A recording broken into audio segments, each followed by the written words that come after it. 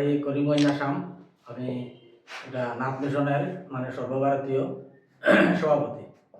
আর উনি হচ্ছেন প্রণয় নাথ, বাড়ি আপনার ত্রিপুরাতেই, ত্রিপুরা রাজ্যে। উনি নাথ মিশন ত্রিপুরা রাজ্য কমিটির সভাপতি। উনি নির্মল নাথ কে দায়িত্বে, উনি আইটি সেলের মানে আমাদের মিডিয়ার দায়িত্বে আছেন।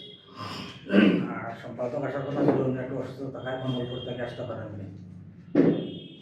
প্রথমে আমি এখানে যারা আমার প্রিন্ট মিডিয়া আর ইলেকট্রনিক মিডিয়া সবাই বন্ধুদের আমি স্বাগত জানাই। আমরা এই নাথ মিশনের যে একটা কার্যক্রম, এই বিষয়ে আপনাদের মাধ্যমে সকলকে অবহিত করার জন্য আজকের আমাদের এই সাংবাদিক সম্মেলন। তো মিশন গঠিত হয়েছে আমাদের যেটা কেন্দ্রীয় কমিটি, সেটা 22 ইংরেজি ডিসেম্বর মাসে, 24 ডিসেম্বর। তো উদ্দেশ্য আমাদের যেটা নাথ সম্প্রদায়, কৃষ্টি, সংস্কৃতি, সামাজিক ঐতিহ্য, পরম্পরা, এগুলো নিয়ে চিন্তা চর্চা, প্রচার প্রসার করা। বিশেষ করে সাহিত্য, সংস্কৃতি, ধর্ম, আয়ুর্বেদ, যোগ, তন্ত্র, এগুলাতে নাথ সিদ্ধাচার্যের অবদান, এগুলা প্রচার প্রসার। যদিও আজকে বিশ্ব যোগ দিবস পালন হয়, কিন্তু এই হঠযুগের স্রষ্টা হচ্ছে মহাযোগী গোরক্ষনাথ। ওনার নাম কিন্তু সরকারিভাবে কিংবা বেসরকারিভাবে কেউ নেয় না। আজকে তন্ত্রশাস্ত্রের স্রষ্টা হচ্ছে মহাযোগী মৎস্যেন্দ্রনাথ। আজকে মহাযোগী মৎস্যেন্দ্রনাথের যে তন্ত্র সাধনা, যেটা পীঠস্থান, সেটা হচ্ছে কামাখ্যা। কিন্তু দুর্ভাগ্যের বিষয়, কামাখ্যাতে মৎস্যনাথের কোনো মূর্তি স্থাপনা বা এগুলা কোনো কিছুই নাই। তো এগুলা জিনিস নিয়ে আমরা মানে প্রচার প্রসারের আমরা উদ্যোগ নিয়েছি। তো নাথ মিশন প্রতিষ্ঠা হওয়ার পর কেন্দ্রীয়ভাবে একটা আন্তর্জাতিক নাথ সম্মেলন আমরা বর্তমানে শ্রীভূমি নাম, আগে ছিল করিমগঞ্জ, আসামে আমরা করেছি। এটা বিশ্বের বিভিন্ন স্থান থেকে প্রতিনিধিরা এসেছিলেন। তো এখানে আমাদের একটা সিদ্ধান্ত হয়েছে যে আমরা ভারতবর্ষের স্থানে যেখানে আমাদের নাথ সম্প্রদায়ের সামাজিক সংগঠন নাই, সেখানে আমরা নতুনভাবে সংগঠন করব। আর যেখানে আমাদের সামাজিক সংগঠন আছে, সেখানে তাদের সাথে সহযোগী হয়ে আমরা বিভিন্ন ধরনের অনুষ্ঠান আদি আমরা করে থাকি। সামাজিক অনুষ্ঠানের সাথে সাথেও, ধর্মীয় অনুষ্ঠানের সাথে সাথেও বিভিন্ন সময়, যেমন ফ্লাড টাড হলে আমরা রিলিফ এগুলো আমরা দিয়ে থাকি। কোনোটা ব্যক্তিগত উদ্যোগে, কোনোটা অন্যান্য সংস্থা যারা এই তাদের যে সমস্ত সামগ্রীগুলো ডিস্ট্রিবিউশন করার ক্ষেত্রে মানুষের প্রয়োজন হয়, তখন আমাদের নাথ মিশনের সাহায্য নেয়। আমরা সেগুলোকে বিভিন্ন অঞ্চলে আমরা ডিস্ট্রিবিউট করে থাকি। তার পরবর্তী সময় আমরা গোরক্ষনাথের যেটা আপনার আবির্ভাব তিথি, সেটা আমরা গোরক্ষ জয়ন্তী হিসাবে পালন করেছি, প্রতি বছর আমরা প্রকাশ করেছি। পরবর্তী সময়ে শ্রীভূমিতে আমরা নাথ সাহিত্য সংস্কৃতি সম্মেলন করেছি। সেখানে সাহিত্যিক যারা, তারা এই নাথ সাহিত্যের বিষয়ে বিভিন্নভাবে অতীত, বর্তমান, ভবিষ্যৎ এগুলো নিয়ে তারা আলোচনা করেছেন।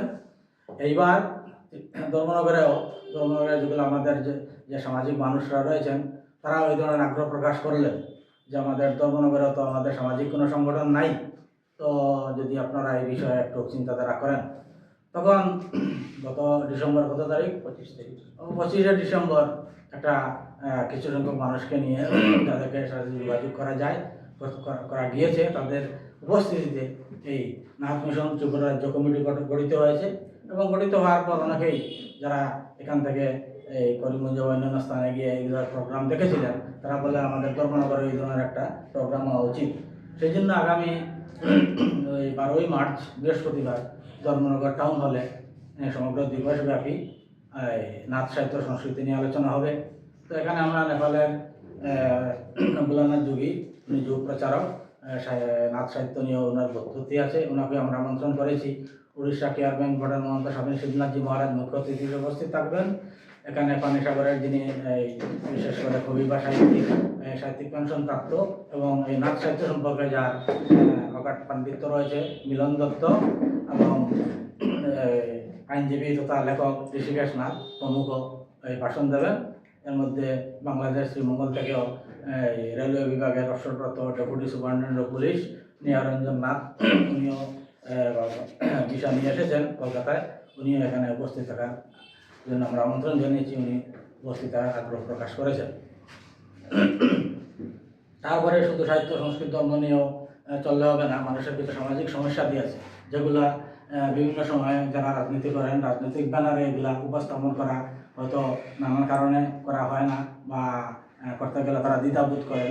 এই ধরনের 20টা সামাজিক সমস্যা আমরা আপনাদের মাধ্যমে দেশের জনগণ এবং সরকারের কাছে আমরা এটার দৃষ্টি আকর্ষণ করব, যাতে এগুলা জিনিস এই যে দাবিগুলা সরকার যাতে সহানুভূতির সঙ্গে বিবেচনা করেন।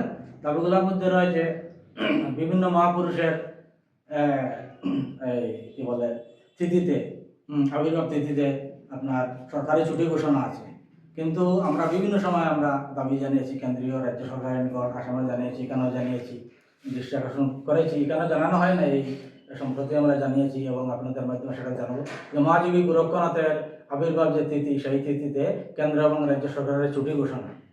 2 নম্বর হচ্ছে নাথ সম্প্রদায়ের একটা চিরাচরিত শাস্ত্রীয়তা ধর্মীয় বিধান রয়েছে যে মানুষ মৃত্যুর পর তার দেহ সমাধিস্থ করা হয়। এটা গ্রামাঞ্চলে, শহরাঞ্চলে হয়তো জায়গার অভাবে হয় না, কিন্তু যাদের জায়গা আছে তারা নিয়ে যাবে। এটা আমরা সরকারের নিকট আমরা আমাদের দাবি যে অন্তত পক্ষে গ্রাম পঞ্চায়েত লেভেলে অন্তত পক্ষে 4-5 বিঘা করেও সরকারি ভূমি আমন্ত্রণ করা হোক, যাতে আমাদের মানুষগুলা তাদের নিজ সৎকারের জন্য তাদের একটা স্থায়ী জায়গা পেতে পারে। তো এই ধরনের যেমন ওবিসি রিজার্ভেশন, যেটা আমাদের আসামে দেখেন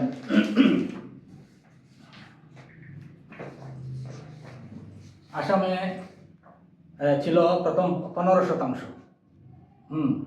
আমার একটা প্রশ্নের উত্তরে বিধানসভায় তৎকালীন আসামের মন্ত্রী বৈয়াম উপস্থিত অন্যান্য WBD মিনিস্টার ভোমেশ্বর বাবু উত্তর দিয়েছিলেন যে 15% আছে, আর যেটা সেন্সাসের জন্য আমি বলেছিলাম, বলেছেন সেটা একটা কমিশন আছে, ওবিসি কমিশন, তাদের সাথে আলাপ চলছে।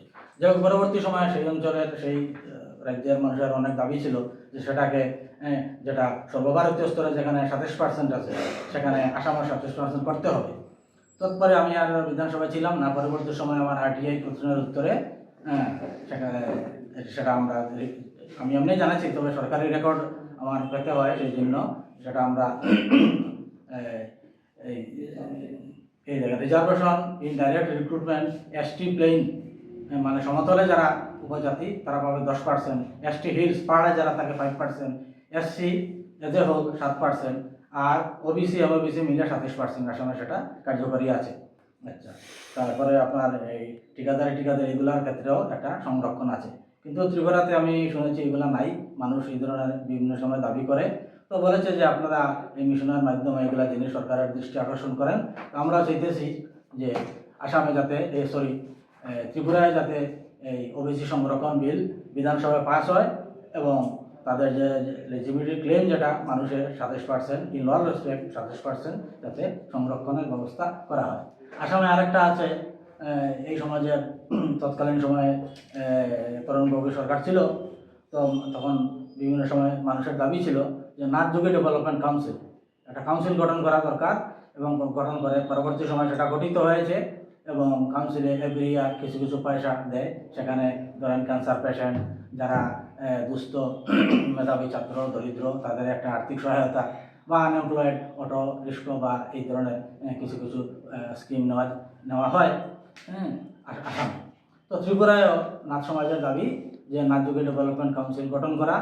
আগামী দিনে আপনাদের কি পরিকল্পনা রয়েছে সাধারণ মানুষের জন্য? সাধারণ মানুষের জন্য পরিকল্পনা, এই যে দাবিগুলা, এই দাবিগুলা যাতে কার্যকরী হয়, আমরা সরকারের দৃষ্টি আকর্ষণ করব, যাতে এগুলো দাবি কার্যকরী হলে সরকারের কিছুটা সুবিধা হবে। আর বিভিন্ন সময় যদি আর্থিক কোনো সময় বন্যা হয়, এগুলো হইলে এটা আমাদের তরফ থেকে আমরা বিভিন্নভাবে মানুষের বা যারা ফাইন্যান্সিয়াল সাউন্ড তাদের মাধ্যমে আমরা কিছু সহায়তা প্রদানের আমরা চেষ্টা করি। আর নতুন সংগঠন তো মাত্র ডিসেম্বর, জানুয়ারি, ফেব্রুয়ারি, মার্চ 3 মান্থস হয়েছে।